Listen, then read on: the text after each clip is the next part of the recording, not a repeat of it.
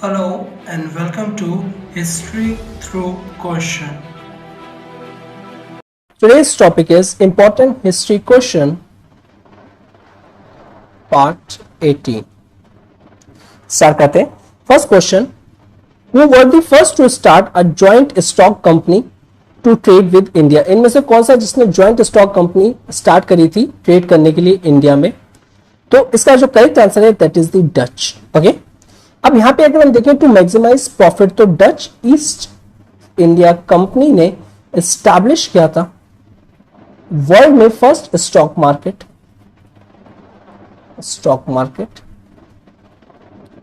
और ये जहां किया था उसका जो प्लेस है दैट इज द आम्स्टरडैम, और ये 1602 में किया था, जहां पे जो इन्वेस्टर्स थे वो स्पेकुलेट कर सकते थे ऑन द कमोडिटी फ्यूचर्स में और साथ ही साथ स्टॉक को भी बाय कर सकते थे इन द ट्रेडिंग कंपनी. और ये जो डच ईस्ट इंडिया कंपनी थी इन्होंने स्टार्ट किया था joint stock company to trade with India. Okay, now let's see the next question. Now देखिए, अगर कंसीडर द फॉलोइंग स्टेटमेंट, जो फ्रेंच थे वो लास्ट थे to come India in search of the trade opportunities. जो Portuguese थे first European community to discover a direct sea route to India. जो queen Elizabeth first थी was a share holder of the British East India company. तो यहाँ पे इसको आपको choose करना है कौन सी स्टेटमेंट्स करेक्ट है. तो यहाँ पे अगर हम देखें डी आंसर होगा, that is the all the given statements are correct. जो पोर्चुगीज थे वो द फर्स्ट यूरोपियन थे कम्युनिटी टू जिसने डिस्कवर किया था direct sea route to India, there is no doubt in it. और कौन लास्ट थे, यहाँ पे जो फ्रेंच थे दैट इज द लास्ट. तो ये भी स्टेटमेंट करेक्ट है. और साथ ही साथ इट इज नोटवर्दी दैट जो क्वीन एलिजाबेथ है herself was a share holder of the British East India company की, वो भी शेयर होल्डर थी ईस्ट इंडिया कंपनी की. सारी स्टेटमेंट्स करेक्ट है. नेक्स्ट 3 क्वेश्चन, इसमें कह रहे हैं कंसीडर द फॉलोइंग स्टेटमेंट और which among the following statement यहाँ पे इनकरेक्ट है about the drain of wealth theory. तो drain of wealth theory was systematically inaugurated bye दादा भाई नौरोजी. तो इन्होंने इसको ओरिजिनेटर है इनके. तो this theory Naoroji attempted to prove that the Britain जो है draining money out of India. Drain of wealth not included home charges. All are statements are correct. तो आपको बताना कौन सा इनकरेक्ट है इसमें. तो जो करेक्ट आंसर होगा इसका सी, दैट इज इसमें होम चार्जेस भी इंक्लूड किए गए थे. सो ड्रेन ऑफ थ्योरी जो थी इसको प्रपोज किसने किया था, दादा भाई नौरोजी ने. बिकॉज वो उनका एक नोशन था कि जो large part of India's national wealth है, लार्ज पार्ट ऑफ इंडियाज, ये जो नेशनल वेल्थ है या फिर अगर हम कह सके टोटल एनुअल प्रोडक्ट जो है उसको एक्सपोर्ट किया जाता था इंग्लैंड में. ठीक है, एक तरीके से ट्रेड होता था, लेकिन उसके बदले इंडिया को कुछ नहीं मिलता था, नो एडिक्वेट रिटर्न्स मिलते थे. होम चार्ज जो था इसका एक मेजर कंपोनेंट था. ठीक है, दैट इंक्लूडेड द एडमिनिस्ट्रेटिव और जो मिलिट्री एक्सपेंसेस थे ऑफ द इंडियन गवर्नमेंट जो कि ब्रिटेन में. ठीक है. 4th question, consider the following statement about the permanent settlement system. Permanent settlement system introduce किया था लॉर्ड वेलेस्ली ने 1793 में. इट वाज इंट्रोड्यूस किसकी रिकमेंडेशन से, सर जॉन सोथ. तो ये आपको बताना है कि कौन सा स्टेटमेंट इसमें करेक्ट है. तो इसमें अगर हम देखें तो फर्स्ट स्टेटमेंट जो है it was incorrect and second statement was correct. First statement why it was incorrect, it is because it was introduced by the Lord Cornwallis. तो लॉर्ड कॉर्नवालिस ने इंट्रोड्यूस किया था, ना कि लॉर्ड वेलेस्ली ने इन दी 1793. किसके रिकमेंडेशन में, सर जॉन शोर. और अंडर दिस सेटलमेंट में क्या था, जो जमींदार थे उनको ओनर्स बना दिया गया था ऑफ द लैंड. और साथ ही साथ इनका जो नेचर था वो हेरिडिटरी था. और जो कंपनी था उसका शेयर जो था इन रेवेन्यू में उसको फिक्स कर दिया गया था permanently with the zamindars. That is why permanently settlement. 5th question, consider following statement about the Lord William Bentinck. Bentinck जो थे फर्स्ट गवर्नर जनरल थे इंडिया के, उन्होंने रिफॉर्म किया था ओरिएंटेड पर्सन के लिए. He brought a law against the sati pratha. तो आपको बताना है कौन सा स्टेटमेंट करेक्ट है. ऑल्दो तीनों के तीनों स्टेटमेंट्स करेक्ट हैं, तो D is the correct answer 1, 2 and 3. जो विलियम थे फर्स्ट गवर्नर जनरल थे इंडिया के. ठीक है, और एक बेनोवोलेंट उनको कंसिडर किया जाता है और एक रिफॉर्म ओरिएंटेड एडमिनिस्ट्रेटर. तो एज अ बेनोवोलेंट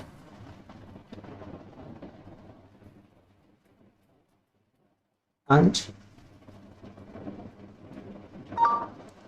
रिफॉर्म ओरिएंटेड अगर हम कंसिडर करें उनको तो देखा जाता है, बिकॉज उन्होंने काफी स्टेप्स लिए थे जो सोसाइटल इवल्स एग्जिस्ट करता था इंडियन सोसाइटी में, सच एज सती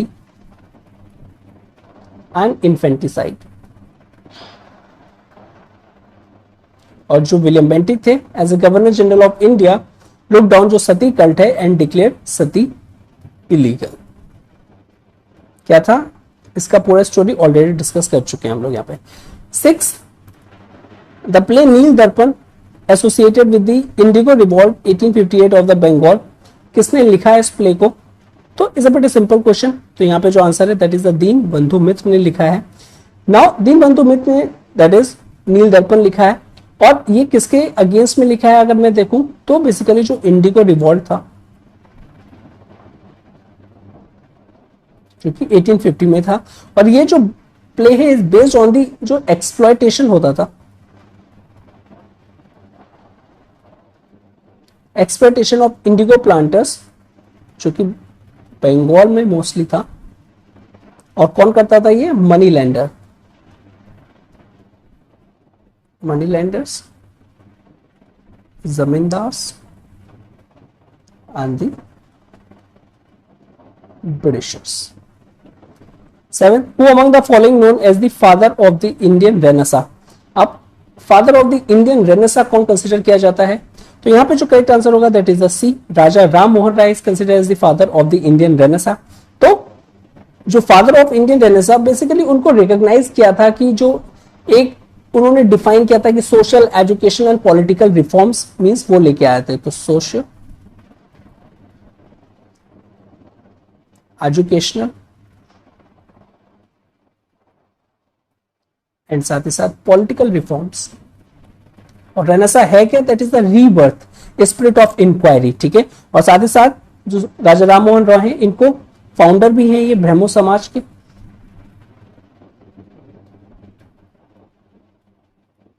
और ये चाहते थे कि कंबाइन किया जाए कि जो वेस्टर्न और इंडियन कल्चर के जो अच्छे अच्छे एलिमेंट्स हैं तो अमलगमेशन किया जाए वेस्टर्न एंड इंडियन कल्चर्स का, ठीक है। और ये भी काफी कंसर्न थे with respect to the practice of sati. Okay, 7th question, who is the known as the father of India unrest? Renaissance, Raja Ram Mohan Roy, unrest यहाँ पे कौन सा आएगा? That is the Bal Gangadhar Tilak. Unrest की बात करी गई यहाँ पे आप लोग भगत सिंह या फिर जो रेवोल्यूशनरी जो लीडर्स है उनका नाम नहीं, लेकिन simply the, that is the Bal Gangadhar Tilak. So the British colonial जो अथॉरिटीज थी वो कहती थी बाल गंगाधर तिलक को as a father of India unrest, because ये इनको कंसिडर किया जाता है कि ये फर्स्ट थे जिन्होंने डिमांड किया था complete independence,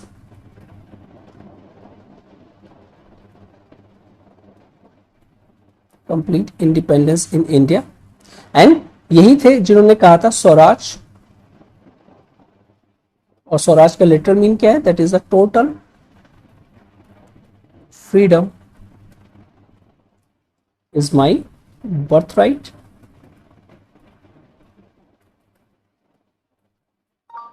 and I shall have it. तो इस तरीके के जो स्टेटमेंट्स है या फिर जो बहुत ही फैक्चुअल इंफॉर्मेशन हो जाती है हिस्ट्री में कि who is known as the father of India unrest या फिर रेनेसा, तो ये please do remember. Next, our system acts very much like a sponge, कि हमारा एक सिस्टम है ना वो एक स्पंज की तरह है, ठीक है। वेरियस पोर्स है उसमें, स्पंज है जो ड्रॉ कर रहा है और सिंपली सक कर रहा है all the good things from the bank of Ganges and squeezing them on the banks of Thames, that is the Europe की अगर हम बात करें। तो यहाँ पे किन्होंने ये स्टेटमेंट कही थी? यहाँ पे तो जॉन सुविलियन थे, ठीक है, और सुलीवन थे, उन्होंने कही थी स्टेटमेंट। तो बेसिकली ये स्टेटमेंट कह के वो कंसिडर करना चाह रहे हैं कि सप्रेसिव एंड जो एक्सप्लॉयटेटिव कॉलोनियल जो नेचर है ब्रिटिश रूल इन इंडिया का, ठीक है। अब ये जॉन सुलीवियन थे कौन? ये प्रेसिडेंट थे of the board of revenue के मद्रास में, और इन्होंने ये स्टेटमेंट को बोला था। तो जो इंपॉर्टेंट प्रिंसिपैलिटीज हैं जो स्टेटमेंट बोलती है विद रिस्पेक्ट टू, चाहे वो इंडिया के हुआ या फिर किसी और कोई अरेंजमेंट है उसके थ्रू, तो please do remember this statement. Directly पूछा जा सकता है कि ये स्टेटमेंट किसने बोला है।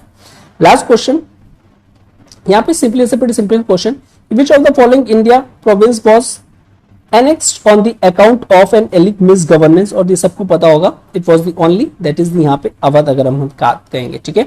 सो ये जो किंगडम ऑफ अवध थी, इसको एनेक्स किया था ब्रिटिश, किस अकाउंट पे, on the account of miss governance, के सर आप सही से गवर्न नहीं कर पा रहे हो, इसलिए हम आपको जो प्रोविंस है, ठीक है, उसको हम अपने अंडर में लेते हैं।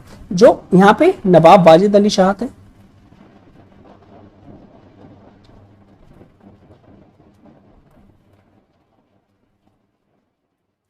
ओके, जो कि नवाब अवध थे, was accuse by the British कि वहां पे आप मिस गवर्न कर रहे हो अपनी टेरिटरी में, अपने स्टेट में, और इनका जो स्टेट था वॉज देयरफॉर एनेक्स कर लिया गया था 1856। अब ये किया किसने था, ये भी क्वेश्चन बन सकता है, that is the Lord Dalhousie. और जो अवध था ओनली इंडियन स्टेट था जिसके जो रूलर थे नवाब वाजिद अली शाह को, उनको डिस्पोज किया था on the grounds of misgovernance. Okay, so with this we completed our lecture. If you like this video, please do like, share and subscribe, and thank you very much for watching this. Have a good day and stay safe.